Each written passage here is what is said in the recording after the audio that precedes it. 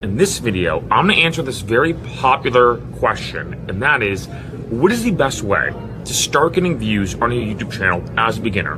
Like, say you just created a YouTube channel, what is the best way? Now, I hate YouTubers that ramble on and waste your time. I hate having fluff in my videos. So I'm going to give you a short answer and then a long answer.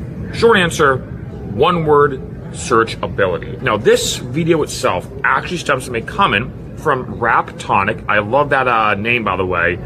And they said, I'm discovering from this video that people seem to flock towards education and information-based content. Interesting. And I do want to say as a side note, I'm in the airport right now, as you can probably tell based off the different background compared to my typical videos. This is a very big thing, because as you can imagine, if you're starting a YouTube channel, you want to know how to get traffic. And again, I'm not going to give you any fluff. I'm going to get right to the point. Searchability. That's the number one thing you really want to think about. Now, to break that down more, here's kind of the the secret sauce, in my opinion, to really get started, and that is, how can you make videos about topics, about things that people are already searching for? Excuse me. I just ate this like buffalo chicken sandwich, which was $15 here, by the way, and wasn't good. Just like caught my throat a little bit, but how can you make videos about things people are already searching for? This is a big thing to think about. So this is why videos like how-tos, tutorials, reviews, these kind of videos do really well. So for example, take arguably the most searched thing maybe ever when it comes to how-tos, how to tie a tie.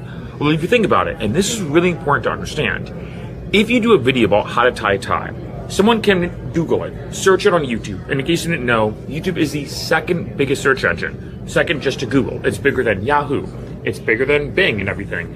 And if you're going to search how to tie a tie, a lot of people are probably going to go to YouTube instead of Google, because it's a very visual thing, right? Just to use an example. So if you think about it, one, people are going to be searching that anyway. Regardless of your video or not, people are going to be YouTubing or searching how to tie a tie.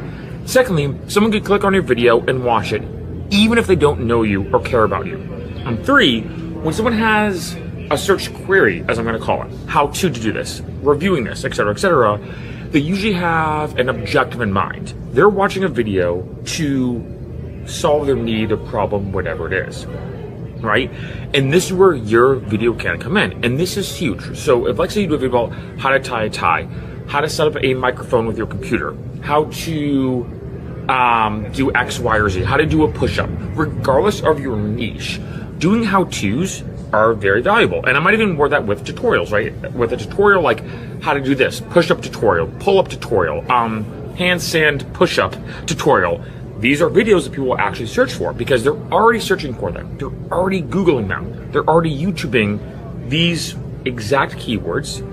And in addition, they're willing to watch your video because, and I don't mean this in a bad way, they don't have to know about you or care about you to want to watch the video. Now this comes down to, and this is not always true, but I find if I had to group it into two broad categories, I find when it comes to YouTube, people usually are in one or two categories. They want to be educated or they want to be entertained. And based off that comment, and on that comment, like I said, from Raptonic, they said, informational and educational based content seems to be doing well on this channel. And there's a reason why, because if you think about it, if you're going to be entertained by a video, well, usually you might be like doom scrolling through YouTube, you might watch random videos, you might watch it for a little bit or a long time, but from a certain perspective, and I might even word it like this, you don't have to. It's not necessary to watch these videos. Now, of course, there are some videos that are a good combination. Like I think Kirk Scott is one of my favorite YouTube channels where it's very educational about science-based topics, but it's also very entertaining. It's a blend of both. But for a lot of people, when it comes to being educated, they're not just doing it for entertainment, they're not watching it for fun, they're not just casually, having it on in the background or whatever. What they're doing is they're specifically going to YouTube, searching for something, and they want their problem, their need to be addressed. And this is where your video can come in. So one, like I said, how-tos, tutorials, these kind of videos do very well on YouTube. Second, reviews. If you think about it like microphone review, a protein powder review, a gardening tool review, a review of a restaurant, a review of whatever the case is, these are things that people are already searching for. Like, let's say you want to buy, hopefully not, but this buffalo chicken wrap at this airport, I mean, you might or might not. You might Google it or YouTube. Buffalo chicken wrap review from City Point Market. No offense, City Point Market, but pretty bad. I mean, then again, it's kind of like a gas station sandwich. But anyway, like say you want to review, like say you want to look up a protein powder, like I just said.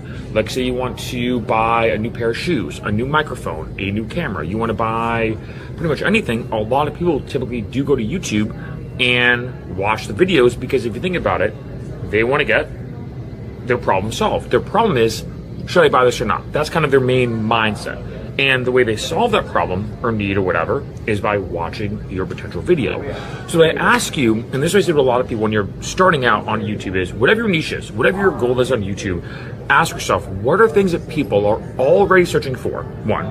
But then two, how can you make videos based off of what people are searching for that they're willing to watch your video even if they don't know you? Now, hopefully, at some point, and hopefully inevitably, people will start watching your videos just because they love you, right? I have 5 different YouTube channels, in case you didn't know, each one about a different niche.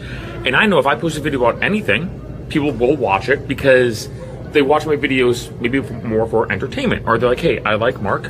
Whatever he posts, I'm going to watch. Like, I like the random stuff Mark posts on his different YouTube channels. And like I said, I have 5 different ones. But in the beginning, in order to really get started, I think the best and most important thing you can do, and I mean this in a good way, I really do mean this in a good way, is to ask yourself, okay, I'm going to make this video with the mindset that no one knows about me, no one cares about me, and no one's watching my video just for me. They're watching for the content. This is why you may notice on this channel, I post a lot of videos that don't have any fluff. I get right to the point, make it very educational. I mean, hey, for this video, you don't have to know about me.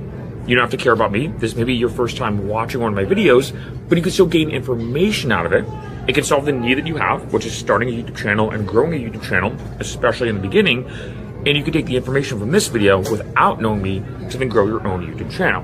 Now, one thing I have talked about here and there throughout this video is having a niche, right? This is kind of YouTubing 101. Having a niche is important, although not necessary. I will talk about that in a future video. Niches are, I think, not the right intention. I understand the intention of having a niche, but it's not the full truth. That's a subject for a different video. But a big thing is, if I'm looking at different niches, if let's say you're doing a video editing channel, okay, that makes sense. How to do this, tutorials, reviewing stuff. But if you have a vlog channel, if let's say you want to do something like Logan Paul or PewDiePie, if you let's say have a gaming channel, how do you take advantage of that? And that is making sure that your videos, now getting to the nitty gritty of let's say that type of content, of what I might even say entertainment-based content, to still have targeted keywords. So for example, let's say you're traveling and you're in Los Angeles, and let's say you're bouncing around Los Angeles and you're doing a video and you're like, shoot, well, no one's Googling how to live in LA. Okay, maybe they might be, but it's not a how-to. You're not really doing a tutorial. You're not necessarily doing a review. What's the best approach? And the best approach is to use keywords in the title that people might stumble upon or it might pop up if they're Googling something. So for example, let's say someone wants to move to LA, potentially. They're considering it. They might go on Google saying, what is it like to live in LA? What's it like to travel around LA? What is the LA traffic like? How much money does it cost to live in LA? You know, those kind of search queries. Or you could do a video, like you visit LA and you say, what is it like to visit LA for the first time? You could do it as a question. Or you could do it even as a statement saying, visiting LA for my first time, or visiting Los Angeles for my first time, I did not expect this, or something like that, right? One, decent title, right? I'm visiting Los Angeles for the first time. Here's what I experienced, for example. But then secondly, and this is a big thing, people might actually Google, what is it like to visit LA for the first time, et cetera, and your video could pop up. Even though you're not necessarily trying to solve a specific need in that video, you're still answering the question, the query, or I might even say the problem that person has. They want to know what is it like to live in LA, and through your video, even if it might be more entertaining in a vlog style format, your video can still solve that problem, right? And that's one thing I say to a lot of people is that I think when it comes to YouTube, a lot of people do go on YouTube just to be entertained. You know, I've said this before, that it's a very entertaining platform. You have all these different creators making super high quality, entertaining videos, whether it's something very eye-opening or catchy or funny or mystifying, whatever the case is. But for a lot of people going to YouTube, They want to be educated. They want to be informed, like that comment said from Raptonic, and they hit the nail on the head. These are the kind of videos that people not only watch, but click on and stay watching because it's solving their need. Anything educational and informational really does well on YouTube. Now, there are a bunch of different ways that people can discover your content. It could be through YouTube search, which is why I said searchability in the beginning of this video. It could be browsing content.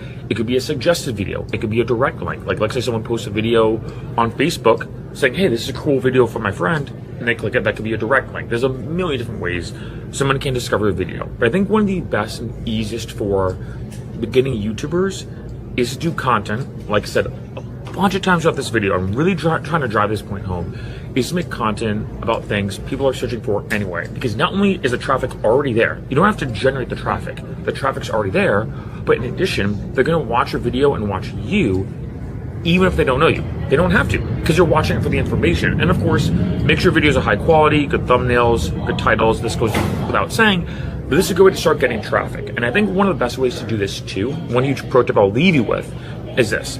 Take out a piece of paper, or maybe the notes app on your phone, whatever you like best. And for your given niche, write down the top maybe 20 questions a beginner might have.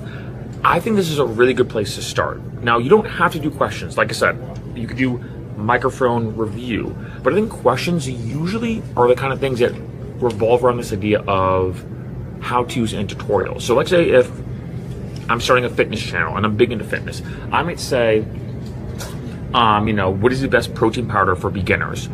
What is the best way to do a push-up? What is the best way to do a pull-up? How long should I work out for when I'm first starting out? What is the best way to balance weights and cardio? I don't know, what should I wear when going to the gym for the first time?